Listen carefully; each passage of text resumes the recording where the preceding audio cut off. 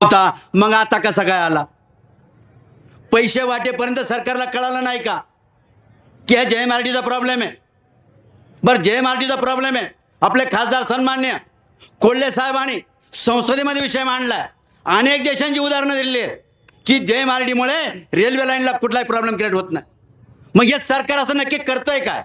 यांच्यावर माझा आरोप आहे सरकारवरती की ह्या भागामध्ये जे तरुण वर्ग राहतात, आता माऊली शेट्टींनी सांगितलं, हा भागामध्ये राहणारा तरुण वर्ग नाशिक असेल, पुणे असेल, ह्या ठिकाणी इंडस्ट्रीयलमध्ये काम करायला जात असतो. तो जर तरुण वर्ग इथून जर गेला, इथं राहिला, तर तो कमी खर्चामध्ये तो सर्व्हिस करेल. परंतु आज पुण्यासारख्या ठिकाणी, नाशिक सारख्या ठिकाणी 50-50, 60-60 लाखाचे फ्लॅट खरेदी करायचे आणि आयुष्यभर त्यांनी कर्जच फेडायचं. मग त्याची सुधारणा झाली नाही पाहिजे. हा तरुण खरंच सक्षम बनला नाही पाहिजे.